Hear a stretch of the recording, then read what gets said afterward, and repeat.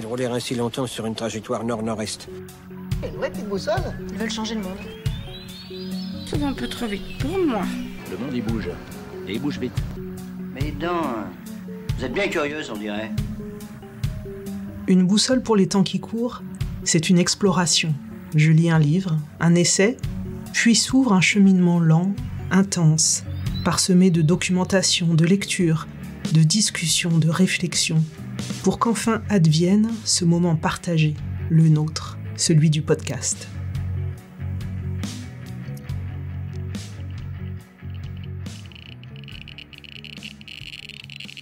Le nucléaire, c'est fini, deuxième partie. Il y a donc le silence d'un côté, les risques de l'autre. Première facette du risque, y aurait-il un risque à se passer du nucléaire pour subvenir à nos besoins ? Alors, le mix énergétique, c'est donc tout ce qui sert à des usages énergétiques. Donc, ce qui peut servir à se chauffer, transporter. Après, il y a aussi les usages résidentiels, de cuisson, etc. Les usages industriels qui font partie des besoins énergétiques. Et puis, enfin, fournir l'électricité. Et donc, quand on parle du mix énergétique, on parle de toutes les sources d'énergie qui sont utilisées pour utiliser ces besoins. Donc, notamment, en fait, là, on parlait de l'importance du nucléaire. En fait, la première source d'énergie utilisée en France, c'est le pétrole. C'est pas le nucléaire. Par contre, sur le mix électrique, c'est toutes les sources d'énergie qu'on utilise pour produire l'électricité. Donc en France, on a environ 70% de nucléaire et puis après 10% d'hydraulique, un petit peu de charbon encore et quelques autres énergies renouvelables. Le nucléaire permet donc de produire, comme l'explique Élie Tessier, 70% de l'électricité en France, mais quand on regarde globalement le mix énergétique, sa part descend à 17%. C'est pas faux de dire que le nucléaire est une énergie très peu carbonée et pilotable. En tout cas, c'est sur la partie uniquement CO2 et émissions de gaz à effet de serre, c'est beaucoup plus vertueux, par exemple, qu'une centrale à charbon ou même à gaz. Sur notre chemin, le serpent a raison. Abstraction faite de la construction des centrales, l'énergie nucléaire est clairement intéressante en matière d'émissions de gaz à effet de serre. Alors pourquoi sa place dans le monde est-elle en recul ? Magazine Challenge, mars 2021. Le problème est aussi économique. Le coût du nucléaire existant est un des plus compétitifs. En revanche, celui du nouveau nucléaire explose en raison des normes post-Fukushima. La facture de l'EPR de Flamanville a quintuplé selon la Cour des comptes, alors que celle des renouvelables est en chute libre. Moins 70% en 10 ans pour l'éolien, moins 90% pour le photovoltaïque selon une étude de la banque Lazard. Aux États-Unis, des exploitants comme Westinghouse ou First Energy ont fait faillite. Les Allemands RWE et E.ON, ainsi que les Japonais Toshiba et Hitachi, ont abandonné le secteur ou revu leurs ambitions à la baisse. Fin février, le français Engie a annoncé qu'il quittait le nucléaire. Aujourd'hui, seuls le chinois CGN, le russe Rosatom et EDF poursuivent les développements à grande échelle. Sa part dans le mix électrique mondial est passée de 17% en 1990 à 10,4%.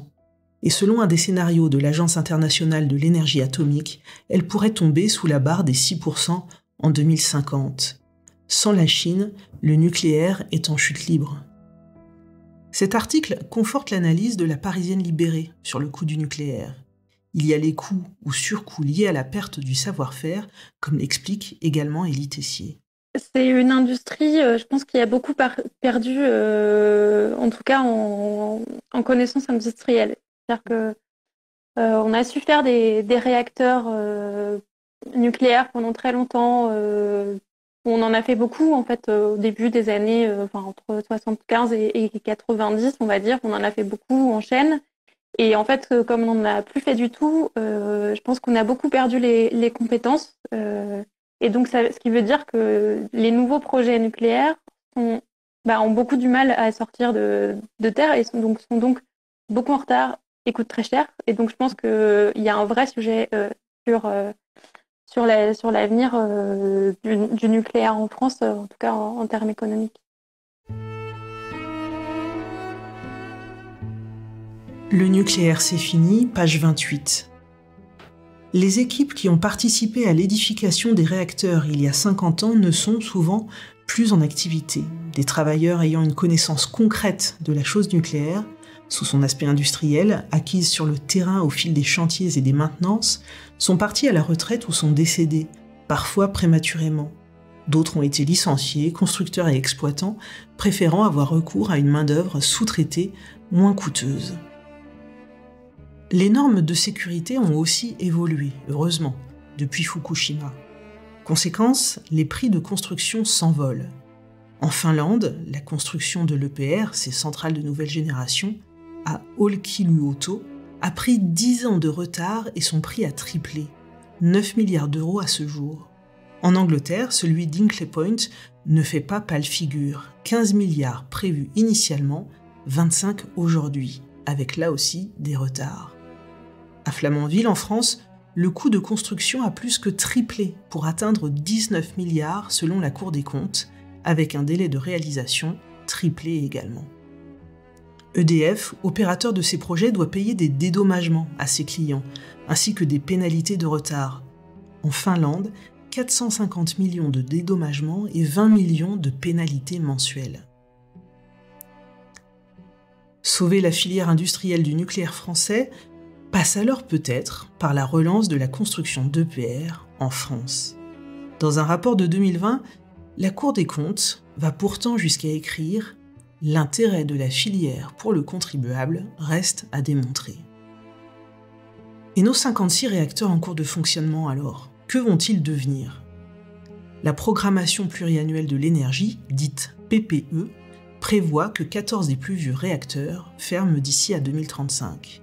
En France, les réacteurs n'ont pas une durée de fonctionnement limitée, bien que pensés pour 40 ans, c'est tous les 10 ans, à l'occasion d'un processus de contrôle, que leur vie est prolongée. On est à un moment où nos centrales vont avoir 40 ans entre l'année dernière et 2030, 40 ans qui étaient leur durée initiale de vie quand on les a mises en marche, et on est obligé de faire quelque chose, et donc là, effectivement, l'idée, c'est de dire, on continue, on fait du nouveau nucléaire, parce qu'on a toujours fait du nucléaire, c'est tellement génial, continuons, on a toujours fait comme ça, quoi. Et, alors que je pense que ce serait totalement l'occasion aujourd'hui de se dire, justement, nos centrales arrivent en fin de vie, et donc c'est le moment de dire, qu'est-ce qu'on fait ? Les énergies renouvelables sont-elles prêtes alors à relever le défi de la transition énergétique ? L'ADEME, l'Agence française de la maîtrise de l'énergie, l'association Négawatt, le CIRED, Centre international de recherche sur l'environnement et le développement, et RTE, l'opérateur de transport de l'énergie, ont publié plusieurs études ces derniers mois, ces dernières années, où l'hypothèse du mix électrique sans ou avec très peu du nucléaire ne sont plus l'apanage de militants utopistes mais d'économistes chevronnés, y compris en répondant aux questions récurrentes de l'intermittence, du pilotage et du stockage des énergies. Toutes ces modélisations ont un point commun, celui de la sobriété. Consommer moins d'énergie dans tous les aspects de nos existences. Ce qui me pose problème, c'est que ça veut dire qu'on considère que la transition écologique, de façon générale, ne s'intéresse qu'au carbone. Et effectivement, bien sûr que c'est une priorité de dire qu'il faut diminuer nos émissions de gaz à effet de serre. Là, les objectifs pour la France, c'est de réduire de 80% les émissions de gaz à effet de serre d'ici à 2050. Donc, effectivement, c'est une priorité, mais c'est pas la seule chose. Quand on voit que, en fait, on consomme de plus en plus rapidement ce que la Terre est capable de produire en un an, le sujet, c'est pas juste les émissions de gaz à effet de serre, c'est la façon dont on consomme, la façon dont on produit les choses, et donc qu'est-ce qu'on laisse à la planète pour la suite. Et donc effectivement, cette question des déchets est un sujet. Jeanne! Hé, Jean-Paul! Je vois que vous avez des appareils électroniques, il va falloir les laisser ici, les amis. Allez, ma chérie, t'en as pas besoin. Non! Margot, tu donnes ça, tu lâches ça! Merde! Allez, viens faire un bisou. Quels sont les risques naturels qui peuvent affecter les centrales qui n'ont pas été prévus il y a 40 ans au moment où elles étaient produites parce qu'on avait moins la conscience qu'il allait y avoir de la montée des eaux, par exemple. Le serpent à deux têtes est toujours là sur notre chemin. Nous voudrions poser des questions au risque, mais son visage se cache derrière celui du silence. Cherchons alors les réponses. Les risques naturels, et au-delà du dérèglement climatique, représentent-ils un risque pour les installations nucléaires ? Le nucléaire, c'est fini, page 41. On assiste à l'émergence d'une imprévisibilité climatique croissante qui menace directement toutes les industries susceptibles d'engendrer des désastres environnementaux, tels que les usines chimiques ou agroalimentaires par exemple. Les installations nucléaires n'échappent évidemment pas à cette nouvelle vulnérabilité. La Parisienne libérée évoque dans son livre plusieurs situations où des phénomènes météorologiques puissants ont eu un impact sur des centrales. Crews shut down the Duke Energy Brunswick nuclear plant in Southport, North Carolina yesterday. It sits roughly 4 miles inland and was expected to be blasted by hurricane-force winds. Cette tempête a aussi eu des conséquences qui auraient pu être dramatiques sur la centrale nucléaire du Blayais en Gironde. Les circuits de sécurité ont été en partie inondés. 2 des réacteurs n'ont d'ailleurs pas été autorisés à redémarrer. Il faudra sûrement plusieurs semaines pour remettre la centrale en état. Le nucléaire, c'est fini, page 54. Outre les vents et les inondations, une autre menace climatique pèse directement sur les installations nucléaires, de façon sans doute moins spectaculaire, mais tout aussi aiguë et chronique. Il s'agit des épisodes de sécheresse et de canicule. Lorsqu'elles sévissent, comme c'est le cas de plus en plus souvent, le débit des fleuves et rivières diminue, jusqu'à mettre en péril le refroidissement des installations. Cette situation peut aussi être générée par le manque d'eau, mais pas seulement. L'eau entrant dans les circuits de la centrale peut aussi être trop chaude pour la refroidir correctement, ou, en sortant, avoir une température trop élevée pour que l'on puisse la rejeter dans la rivière sans détruire ostensiblement la vie aquatique. Retrouvons Bernard Laponche, le physicien nucléaire. Lors de son audition en 2018, à l'occasion de la commission d'enquête sur la sûreté et la sécurité des installations nucléaires, il dit « Il est très probable qu'à l'échéance de quelques dizaines d'années, les réacteurs situés sur les fleuves ne seront plus admissibles du fait de l'augmentation de la température de l'eau et de la baisse de son niveau, mais à ma connaissance, cela n'est pas réellement pris en considération. »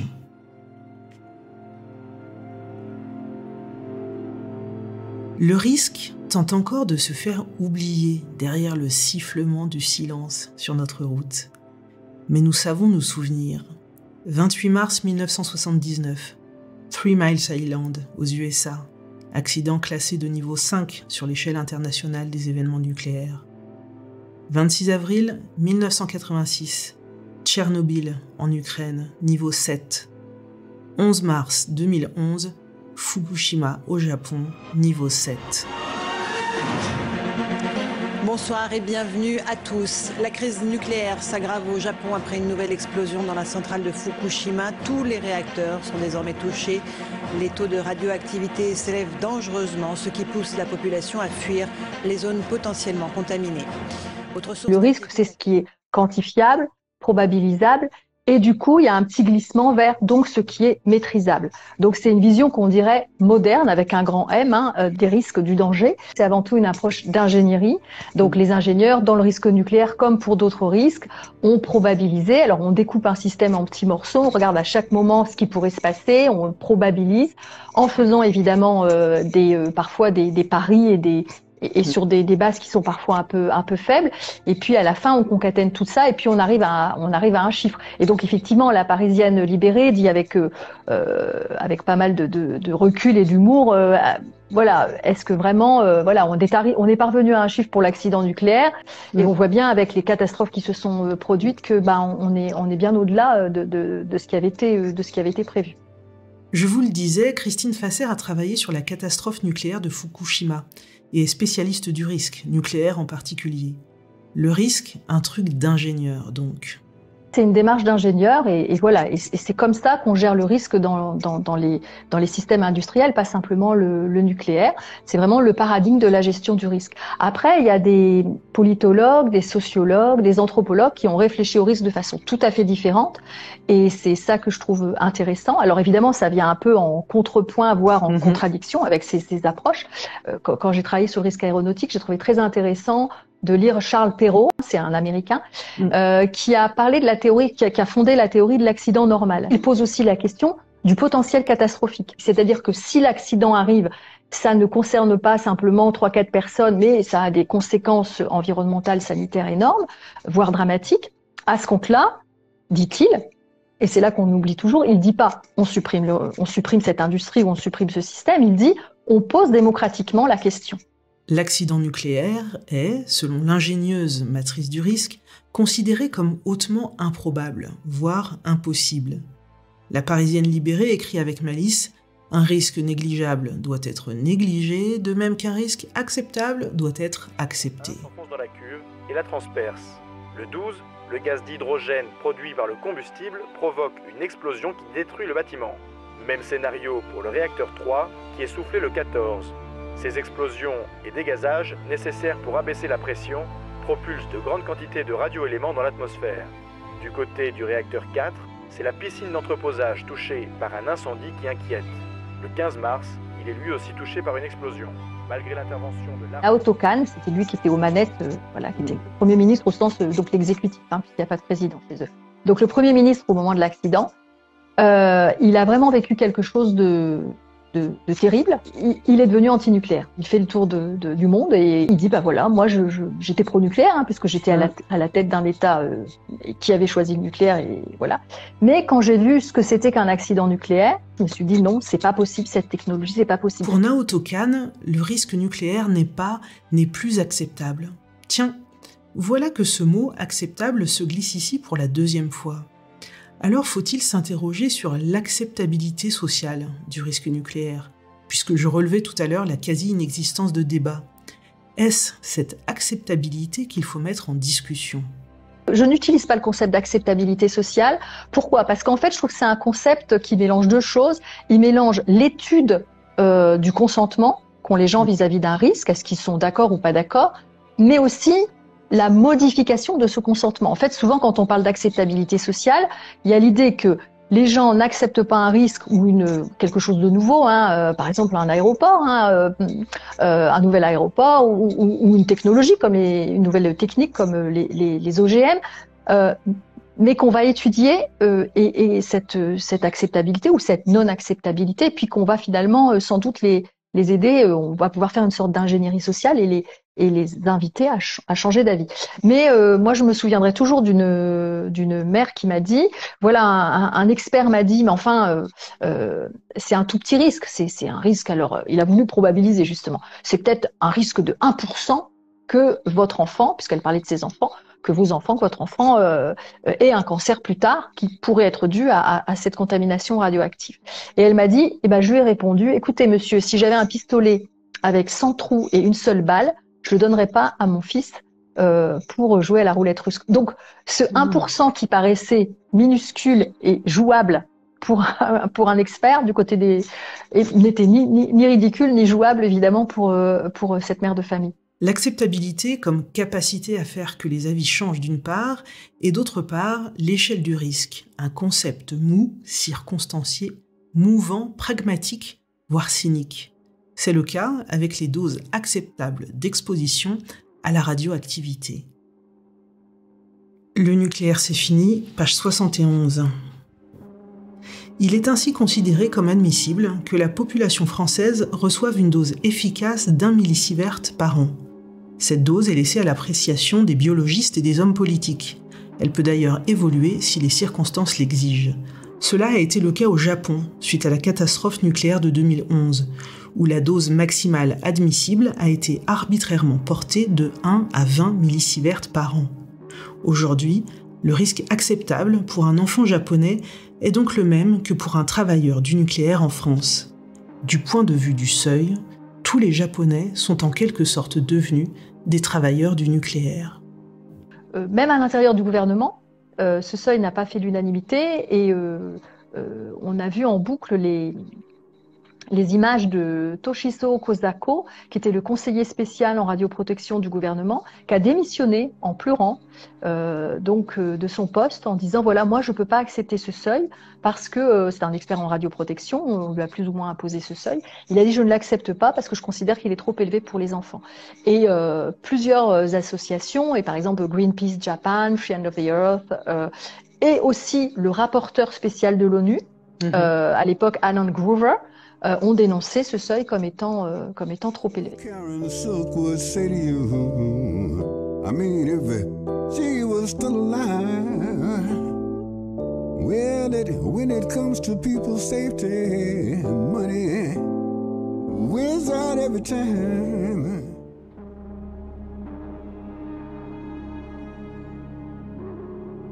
Le risque nucléaire se niche dans les centrales et à leurs grands alentours. Il se niche plus loin, loin de nos ampoules et de nos micro-ondes. Les populations en Afrique, cette fois, ignorent également les risques encourus par la pollution de leur environnement. À Mounana, au Gabon, ou à Arlit, au nord du Niger, depuis des décennies, des filiales de la société française Areva exploitent des gisements d'uranium. Sur place, les habitants vivent sur un sol radioactif. Toutes les maisons sont construites avec des matériaux issus des mines. Tous les bâtiments sont donc contaminés et personne n'en est vraiment informé. De nombreux cas de cancer ont été recensés chez des mineurs locaux ainsi que chez les expatriés. Le nucléaire, c'est fini, page 199. Comme le raconte Gabriel Hecht dans Uranium africain, une histoire globale, les États nucléaires n'ont donc pas hésité à organiser sur le sol africain la dispersion des matières radioactives et même, parfois, à la revendiquer. Dans les années 1980, au Gabon, le CEA a ainsi pu soutenir que la dilution et la dispersion étaient la seule méthode praticable dans des conditions économiques acceptables et géotechniquement crédibles à long terme pour les pays africains que nous connaissons bien et que nous ne voudrions pas voir contaminés par les mentalités qui prédominent dans les administrations nord-américaines.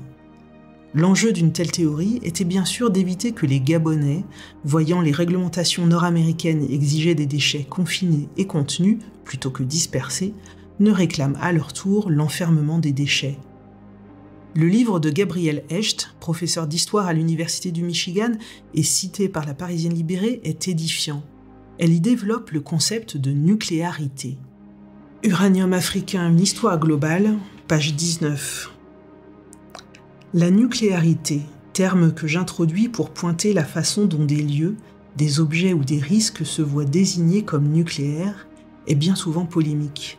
Ces frontières font l'objet de débats. Les qualités qui font qu'une nation, un programme, une technologie, un matériau ou un lieu de travail sont reconnus comme nucléaires sont aujourd'hui encore instables.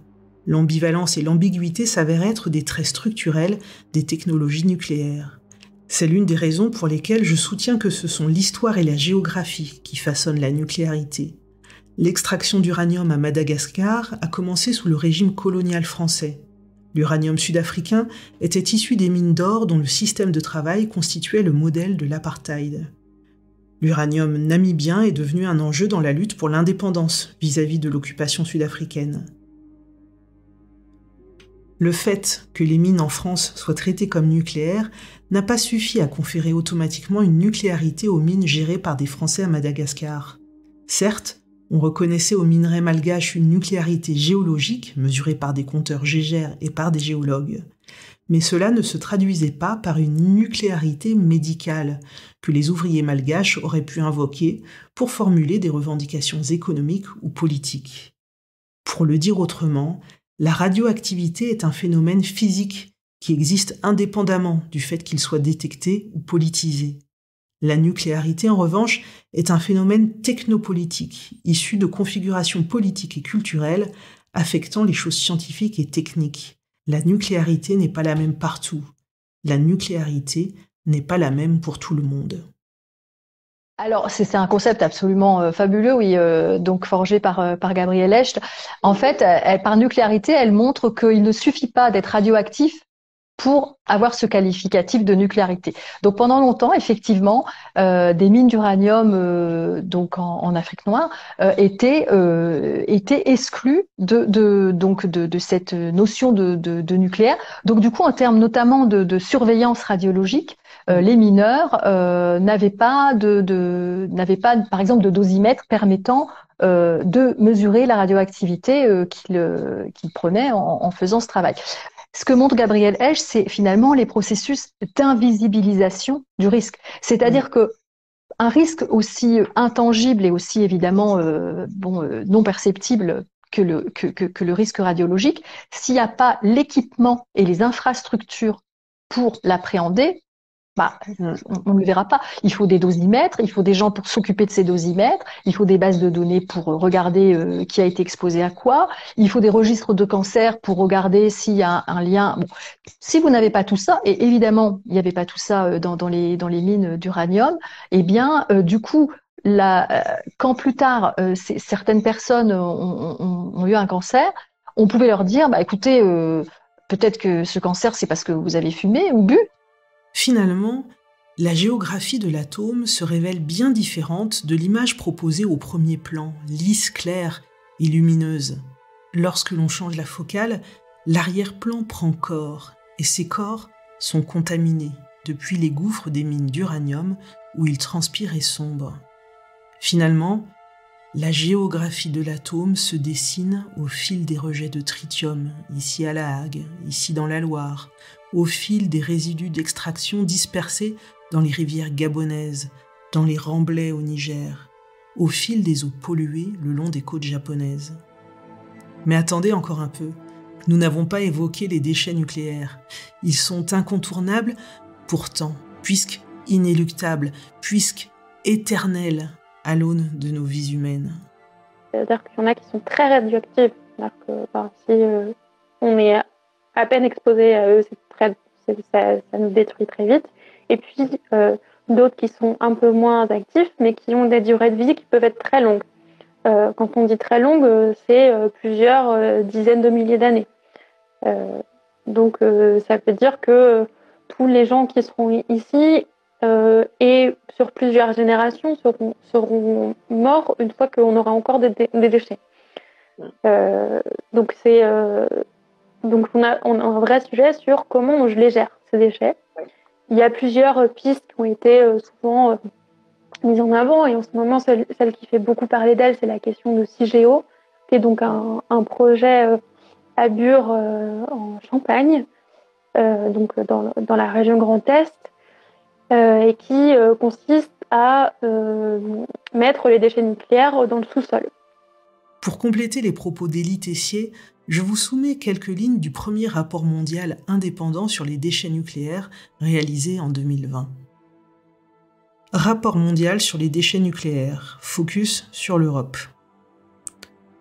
Il y a plus de 60 000 tonnes de combustibles usés entreposés à travers l'Europe, dont la plupart en France. Sur toute sa durée de vie, le parc européen de réacteurs pourrait produire 6,6 millions de mètres cubes de déchets nucléaires. 4 pays comptent pour plus de 75% de ces déchets. La France, 30%, le Royaume-Uni, 20%, l'Ukraine, 18% et l'Allemagne, 8%. Les gouvernements ne parviennent pas à établir d'estimation correcte des coûts de démantèlement, d'entreposage et de stockage des déchets nucléaires en raison d'incertitudes sous-jacentes. Globalement, aucun pays n'a à la fois établi une estimation précise des coûts et comblé l'écart entre les fonds garantis et les coûts estimés.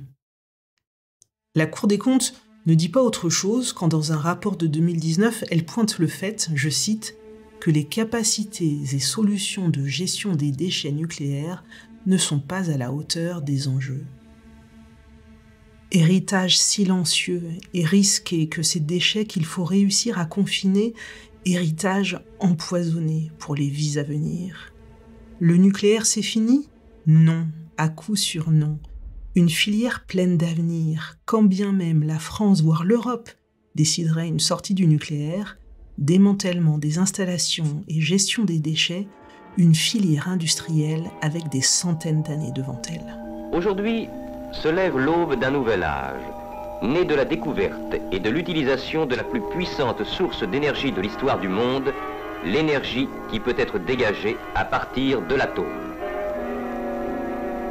Non contrôlée, cette puissante source d'énergie est aussi la plus destructive. Mais en totale coopération internationale, toutes les nations souhaitent justement la contrôler afin de fournir de l'énergie pour le bien de l'homme, pour la prospérité du monde futur, un monde qui ne connaîtrait plus la famine, les maladies. Comment cette puissance de l'atome peut-elle améliorer... Entendez-vous le sifflement du serpent? Voyez-vous comme il recule à mesure que nous apprenons? Ces deux langues de silence et de risque n'ont presque plus prise sur nous désormais. Je ne sais pas ce que vous en pensez, mais moi, je me sens plus forte, car plus informée. Il ne s'agit pas d'avoir un avis tranché, là tout de suite, maintenant, pour ou contre. Ce dont il s'agit, c'est de pouvoir en conscience soi-même déterminer le positionnement du curseur pour ajuster la balance. D'un côté, une électricité peu carbonée, de l'autre, le serpent à deux têtes. Positionner ce curseur est un geste hautement politique et en ce sens, il est beau. Mon rêve nucléaire serait que chacun d'entre nous dispose de tous les éléments utiles pour précéder ce geste final, celui qui décide du côté vers lequel penchera la balance. Avant de vous laisser retourner à vos occupations, j'ai vraiment envie de vous donner l'occasion de découvrir la voix de la Parisienne libérée, dans l'une de ses vidéos que je trouve particulièrement réussie. Pour les littéraires, vous traiterez l'un des sujets suivants au choix. Sujet 1. Selon vous, peut-on tout chiffrer? Sujet 2. Citez le nom de 8 centrales nucléaires françaises et situez-les sur une carte. Sujet 3. Commentez cette phrase du rapport 2007 de l'IRSN, page 36. Les morts seront en général différés et le lien de cause à effet sera difficile à démontrer. Sujet 4. Que vous inspire l'usage du mot parc, positionné à côté du mot nucléaire? Sujet 5. Selon vous, le fait de ne pas penser à un accident peut-il l'empêcher d'advenir? Alors, vous choisiriez quel sujet, vous, parmi ces 5? J'espère que cet épisode aiguise votre curiosité, qu'il vous donne envie d'aller plus loin. Il y a tant à dire, découvrir, apprendre sur ce vaste sujet. En tout cas, dans ma newsletter, je vous enverrai des liens vers des ressources pour creuser encore la question. Et puis nous, on se retrouve bientôt, ici même. Le prochain épisode se plonge dans le livre « Le génie lesbien » d'Alice Coffin. D'ici là, lisez, écoutez, regardez, discutez, doutez, questionnez. Soyez curieux, soyons toujours curieux. La bonne vieille boussole qu'on doit traîner dans notre sac à dos, elle me permet d'aller vers un point que je peux viser. Elle m'évite de tourner en rond